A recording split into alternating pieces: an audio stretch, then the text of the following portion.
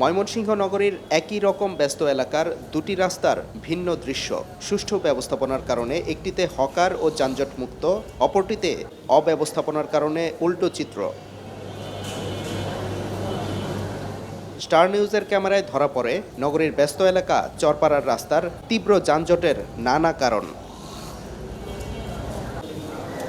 সরকারি হাসপাতাল সহ শখানেক বেসরকারি ক্লিনিক ডায়াগনস্টিক সেন্টার যেখানে অবস্থিত, সেই চরপাড়ার ফুটপাত সহ রাস্তার অর্ধেক হকারদের দখলে। তীব্র যানজটের মাঝে রাস্তা দখল করে অবৈধভাবে গাড়ি পার্কিং করা হলেও দেখা নেই ট্রাফিক পুলিশের। তাই ভোগান্তিতে পড়তে হয় রোগী সহ সাধারণ মানুষের।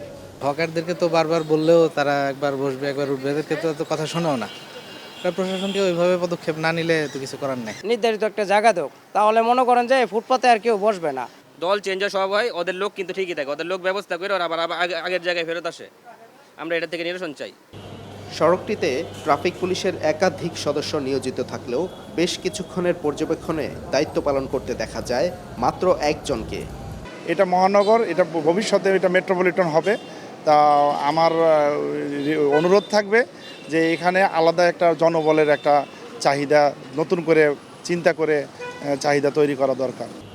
যানজটহীন সুশৃঙ্খল চিত্র দেখা যায় নগরের অপর ব্যস্ততম বাণিজ্যিক এলাকা গাঙ্গিনের পাড়ের রাস্তায়। পুলিশের ব্যর্থতার পর সেখানে ফুটপাত দখলমুক্তকরণে ব্যবসায়ীদের অর্থায়নে আনসারদের দায়িত্ব দেয় জেলা প্রশাসন। রাস্তায় যানজট নিরসন ও শৃঙ্খলা ফেরায় খুশি ব্যবসায়ী ও সাধারণ মানুষ। নগরীতে ফুটপাত দখলমুক্তকরণ এবং যানজট নিরসনের দায়িত্ব পুলিশের থাকলেও তাতে পুলিশ ব্যর্থ হওয়ার পর সেই দায়িত্ব এখন পালন করছে আনসার বাহিনী এবং তাতে সুফল মিলেছে। জনমনে প্রশ্ন দেখা দিয়েছে, তাহলে এই দায়িত্ব পালনে পুলিশের কি অবহেলা ছিল, নাকি এই যানজট বা এই ফুটপাত থাকলে পুলিশের কোনো স্বার্থ রয়েছে?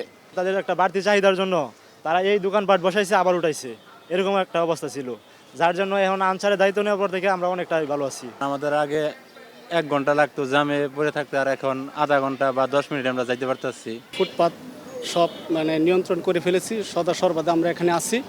অবৈধ দোকানপাট সব কিছু আমরা তুলে দিয়েছি এবং সদা সর্বদা আমরা এখানে থাকবো। যানজটটা অনেকটা কমে আসছে। সবচেয়ে কথা ব্যবসায়ীরা যে ব্যবসা জায়গাটা ছিল, মানে ট্যাক্স দিয়ে ট্রেড লাইসেন্স করে ব্যবসা করা, সেই জায়গাটি প্রতিষ্ঠিত হয়েছে এবং এটার মডেল হিসাবে আমরা আপাতত গাঙ্গিনাপাড় নতুন বাজার করলেও পরবর্তী চরপাড়াতে ওইটি এক্সটেনশন করা হবে বলে আমাদের জেলা প্রশাসক জানিয়েছেন। আমাদের সুযোগ্য পুলিশ সুপার মহোদয় উনিও যথেষ্ট সহযোগিতা করছেন। সিটি কর্পোরেশনের উদ্যোগে নগরের প্রতিটি ব্যস্ত এলাকায় আনসার নিয়োগের দাবি স্থানীয়দের। Sadiqur Rahman, star news, Mymensingh.